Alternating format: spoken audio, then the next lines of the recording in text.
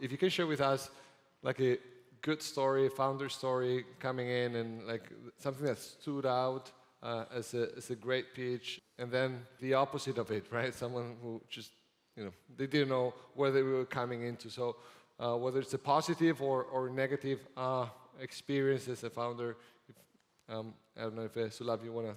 I can start. So as a head of supply chain, my goal is to make sure the supply is consistent, making sure the inventory is optimal. So for us, having a high forecast accuracy is very important. So recently we were looking to upgrade our demand forecasting system, and there were quite a few companies that presented their models. One of them, Asper, stood out because they understood our business model, they understood the complexities, and versus some of the other ones which are like cold calling and without understanding the complexities of our business, that is a turnoff. How would you recommend founders understand the complexity of your business, right? Like, is it all like they should be talking to other folks in the industry? Should they have some prep call with you ahead of the meeting? I think it's like that first interaction. It's so important, right? And you want as founders, you want to be that first meeting to be meeting 3 already, right? So any recommendation about how to? In a consumer goods space, there are business models are standard, but you can gain insight of those consumer goods companies easily. So looking at a similar size companies with similar challenges, like we supply products into all the US retailers. So looking for a similar size companies, understanding the complexity, the growth, seasonality, these are some of the challenges. If they come prepared with that, it's easier to have the conversation. Wonderful. Becky, you told me before there was something that stood out, but from the less exciting and positive. You want to share with us some?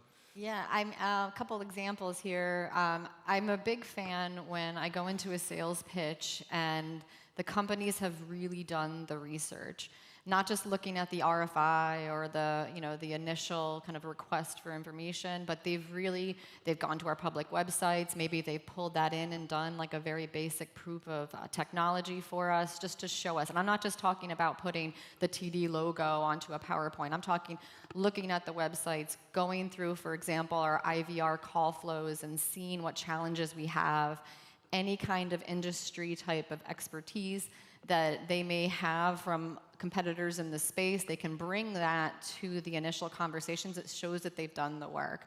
I think that's absolutely crucial in that first meeting. Right. And do you read cold emails? Do I read emails? Like cold outreach emails. Yeah, no. No, right? Okay. So let's rethink that SDR outbound strategy. I've actually stopped answering my phone now as well, if I'll be honest with you, if I don't recognize the number, because I'm often picking up my phone and they'll be like, Tav? Like it's my mum's next door neighbor. I'm like, yeah. and I've already answered it because I'm worried it's something to do with my kid's school or something, right? So so that's not just the emails, it's the phone as well. So typically what would be the best path forward for a startup executive or founder to get your attention, right? We said once they get your attention, what to do, right? But to get that first hook, that first meeting, will it be directly with you through your teams, up, bottom up, top down? What works best? Well, can I give you an example of something that may be relevant? I don't know if you recall, but 10 years ago, before AI, there was something called big data. And every company in the world wanted to buy something around big data. I remember being in a board actually pitching RFP response for a big telco company. And I asked them simple question, what is big data? Because it didn't say anywhere what it means for them or what they're supposed to do with it. And when they didn't answer, I said, is it the same as small data but bigger? And what are you going to do with it if you don't know what to do with small data? And actually that won to make an unusual response, because people realized that they didn't think about what they do with it or what it's for. Right. So let's talk a little bit about what happens behind the scenes, right? We see TD Bank, we see McDonald's, big titles, and you've been around. But at the end of the day, we're building relationships right here in a partnership of the relationship. But many of the founders might not know what happens when the decision making happens, right? Like, how much can you share about budgeting process? What are the things that are net new experiments for the year? When does that happen? Do you even have capacity to capture a new opportunity that comes out of the blue? Like, how do your organizations plan for that budgeting for IT outside of the Magnificent 7 or 10, however you want to call it? Those core ERP systems that very difficult to replace in corporate. But I think it would be helpful to understand how you guys think about budgeting and decision making when it comes to buying. I can talk and then maybe give a couple of examples real quick. So typically, I've experienced both at McDonald's and at Mars, there is a cycle for all companies where you put your requests in for budgets, anything in addition to that. But actually, for a company like McDonald's, we're a public company, we are sharing externally our commitments to our investors. So actually, there's an opportunity for people to go and actually understand what are the problems that we're trying to solve. And actually, the problems that we're trying to solve, it doesn't then just have to fall into that regular cycle. If you actually approach us and can help us to solve those specific problems, there can be instances that can be out of the budgeting cycle. And with that's where it wasn't fair in saying that I don't read all emails. If somebody can actually send an email and the opening couple of lines talks about the things that are most important for me to solve, I will then read further. Similarly, very early on in my McDonald's career, I had a conversation with a company that was actually speaking to one of our senior leaders, and they talked without understanding the problem that a POC would cost 7 figures, and basically made the comment that that's a drop in the ocean for a company like McDonald's. So even if you are a large company, treat me like a startup as well, right? Let's focus on the problem, and then we'll scale it together. Right. Yeah, I would agree with that. I would say, though, that from a budgeting cycle standpoint, I think while some things do follow the annual budgeting cycle, I do think those conversations need to be happening all year round. Sometimes it takes a little bit of time to get things off the blocks. So having that engagement all year long, I think, is important. I agree, understanding the problem that we're trying to solve, particularly with the projects we have approved for the year, will help. So I think that relationship that you can start to build with, with the people within a company like ours. In terms of the procurement process, I know that you probably have one that's similar to us. It is long, right? So you've got to prepare for that. And I think that something that I've seen work is to kind of agree up front to regular touch points on some level, just to make sure things don't get stalled, because that can absolutely happen, and it can eat up 9 months. Sometimes I've seen it take just to get through a procurement process. And it's good to clarify that as well, right? If you start speaking to a startup, actually companies can not waste your time. Yes. If the companies are clear with startups in terms of what is available both now and in the future, right? Right. I've seen TD and Cigna eat companies for lunch just by going through the procurement process and just the paper involved in doing that. So I think you just need to make sure that we're budgeting the amount of time and we have the expectations set up front as to what that looks like. And so if we talk already about the procurement, that assumes there's a budget, there's you made the decision, you want to go after that, after a solution around that. Can we speak a little bit about the bake-off, right? Like, your compliance teams and procurement are telling you at any given time, although you want A, they want you to try A, B, C, D, and N number of companies. How to break through and be the leader from that bake-off? What are you measuring? How transparent are you as to the RFP process? I think those will be great insights. I don't know, Sulabh. I think from our standpoint, right, if a company can prove value in a very quick turnaround, for example, for me, managing inventory is very important from a cash flow standpoint. So if a company can come in and prove, even it's without or outside procurement cycle or budget cycle, proving that quick turnaround on the value is critical. That gives me confidence to go to my internal stakeholders like IT and finance and be an advocate for that company. That'll be my take on that. Okay. I think metrics are important. There's two things, the hard and the soft side of it. I think agreeing up front on the metrics, like going back to the stakeholders, and not just the technology point of view on the metric, but what will make the business buy into this. Because at the end of the day, we can challenge whether or not, like, what good looks like. So agreeing on that up front.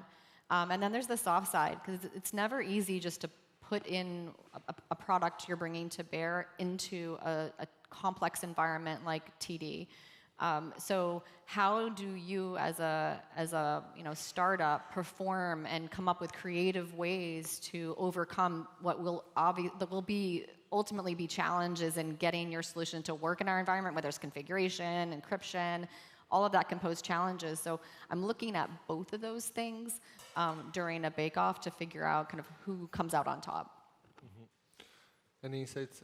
Yeah, procurement is looking for ticking the boxes. And it is difficult for startups, specifically for somebody with a new product, to come up with apples to apples. And again, the point of procurement is come up to lowest common denominator. And I think at the end of the day, business makes decisions. And be able to get through procurement to the business, explaining what this means for the business. Ideally, connecting with some sort of business outcomes would be the way to deal with it. Right. And at the end of the day, the cheapest is not necessarily the best, and explaining that is important. Right. So once you get those apples, so apples to apples, then what you think about is, okay, what is the business outcome, right? And how crisp it is, how clear I can capture value from this company.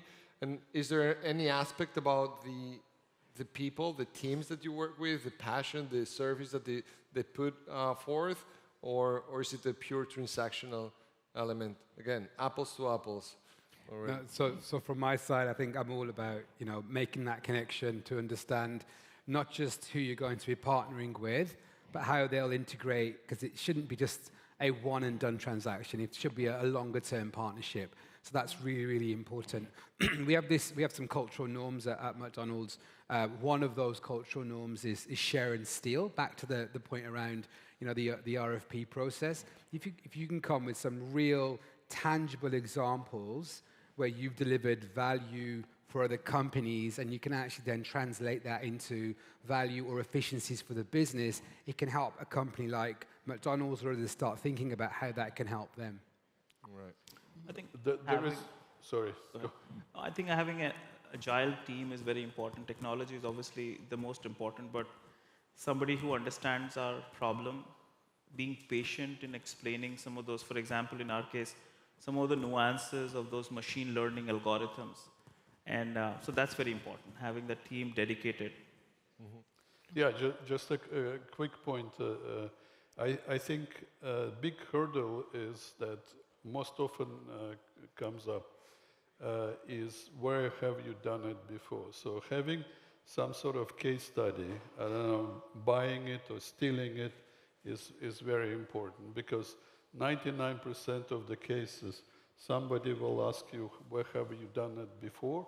Because almost nobody wants to be the first. Right. We typically, as investors, when we see the trajectory of a company, when we see kind of plateauing the revenue there, it's all about, is there an ambitious enough product roadmap, right, to continue to build and build new products and new revenue streams and on top of their existing solution. How do you think about that partnership over time, right? And how much does it move the needle for you to see that besides the solution 1.0 that will solve your problem today, that there's a team behind of highly talented individuals on AI, on security, on what have you, and you can feel comfort that they're going to be building what you're going to be needing going forward. Yeah, I think that that part is absolutely critical. When I'm working with a startup, I mean, I have big partnerships with like Cisco and Microsoft and big players. What I look for a startup to bring me is something that is a little bit more bespoke. So I like to see a established pattern of success of core capabilities.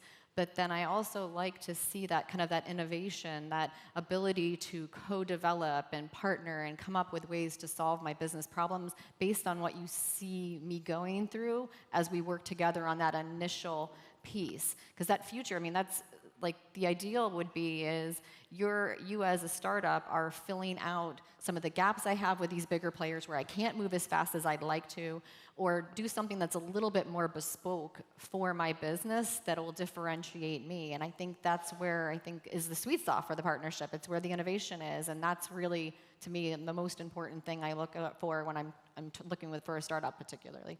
Right. No, I think that's one of the key actionable insights or advices here, which is, like startups have a place in the corporate world and have other, and there are other players, the magnificent X number of public companies have a different place. But I think it's key for the founding team to show that you're co-developing something together, right? I'm not talking about doing ad hoc things for each and every customer. That's a recipe for failure in the startup world, but it's more about building the vision and executing on a vision and a product vision and solutions together. And I think that's it. And so what is that equation between your time of IT procurement and selecting vendors?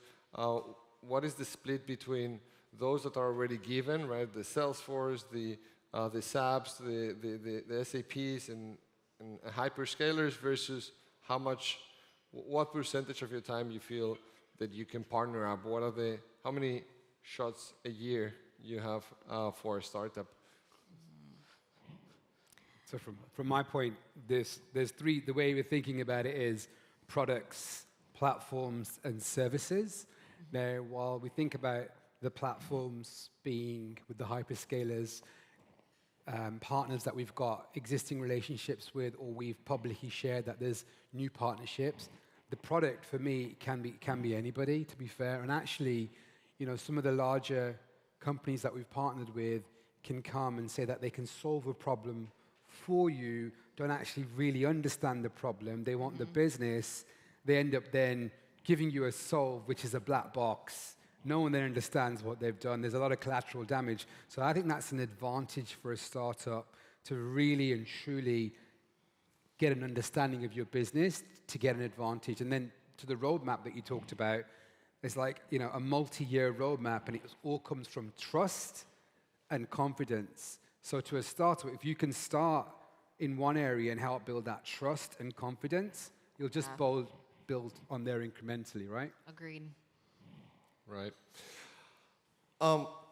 We talked and touched about how to show value, right, and how to say, okay, what is the metrics that I'm looking at? But how deep, and like I always think about this exercise that startups could and should do for you on an individual and executive level to help you, to make you an ambassador of them within your stakeholders and your senior leaders and so on. And so what are the things that you've seen over the years that startup managed to go that, like you eventually became that ambassador internally for that startup?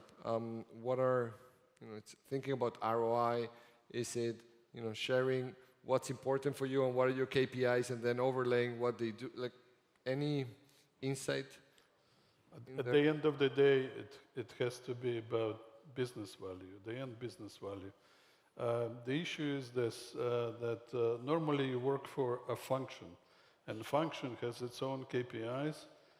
Normally, they don't adapt to overall business value. They are more internally focused. But I think for every function, it's important that they link to the overall company performance.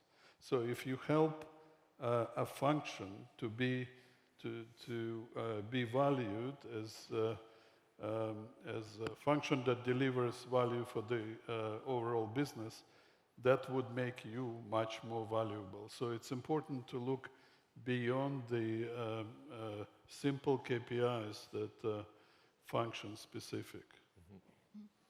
But we're a restaurant business, if you think about it. So the way a startup will come and meet myself or my team and the value that they can provide is the same value that me and my team need to provide back to the business. Because while we are trying to perform as a business, we've got to continue to transform as well. So the two shouldn't be very different because we're also trying to deliver that business value as well. And I would say, one last thing would be is kind of know yourself and own it. So if I like partnering with a startup that kind of understands what their strengths are and are willing to double down on that, but also knowing when that's not their arena. I think a lot of times we'll get somebody that comes in and it's like, I'll do anything for you, whatever you want. Like, tell me what you need, I can do it. And I get that. But I think it's helpful for me and it builds trust with a partner that is able to say, here's where I excel, and this is the type of group that I work well with in a corporation like yours. Help me find that person. I don't typically partner with someone like your area because it's just not my area of expertise, but I can help guide them. Too often, I think it just, we'll get in with a company who just wants to get in, and it ends up not being the right match, and I think that can be challenging. Yep. We're getting to the last segment of the conversation, and I just realized we didn't have any AI question ready, and so I was like, okay, we need to ask about this. What is the corporate perception of AI? How much is it coming top down, all in AI? How much is over hyped in the corporate world? How much your direct managers, senior leaders, and at the board level are just with just throwing keywords like AI and automation without really knowing what's the business value there. I'm just curious. We know what's happening in the venture land, but interesting to hear what's happening in your corridors. I have about 50, 60 clients. Each one of them has some sort of AI. I would say that 49 of them, it's a playground, it's a sandbox where they play with different things. One of my clients, that is a high fashion client, they have about 300 use cases. They come up and they're playing with it. But I have to say that one or two out of 50, they already come up with some real benefits. And I think this is a real issue, is that all of them are playing with it. How do you go from that to becoming something real?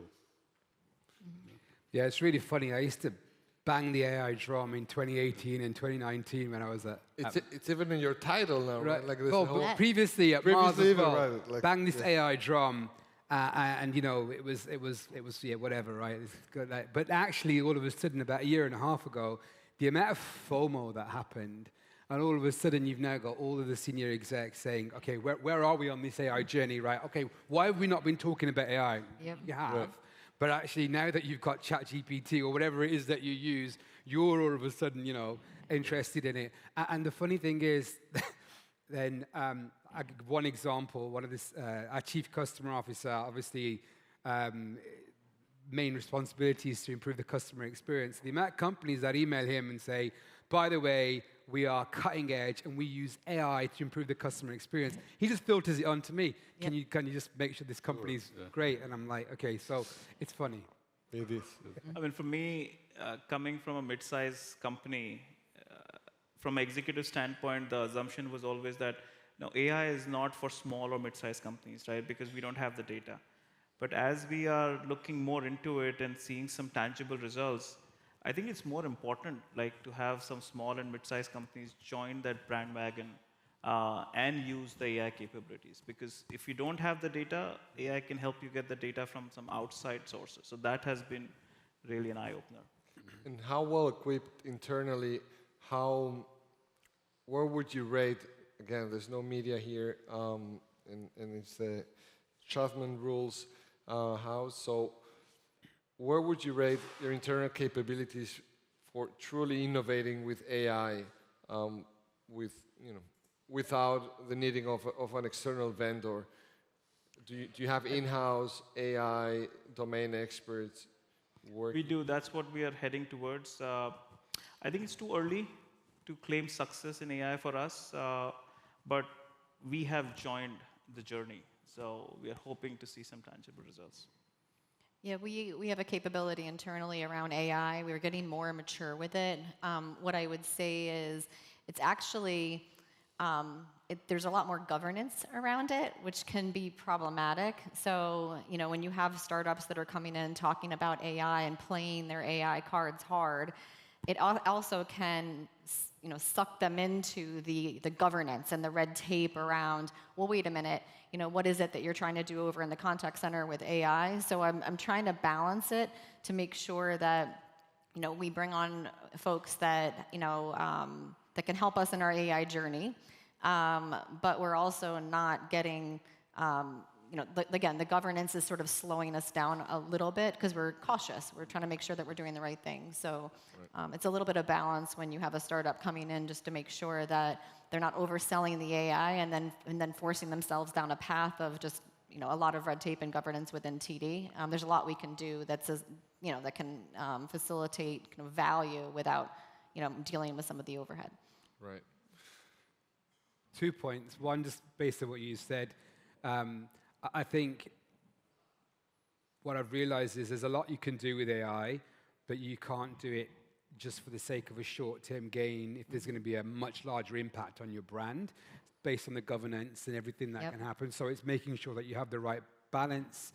So if you are a startup, you're thinking about the privacy, you're thinking about the governance, which is really, really important as well. And then the second thing is, so we talk about at McDonald's, wise eyes and fresh eyes. There's a lot of people at McDonald's that have been there a long time. They know the business really, really well. And then there's a lot of people that we've started to bring in externally. I was one of those people, which is the fresh eyes.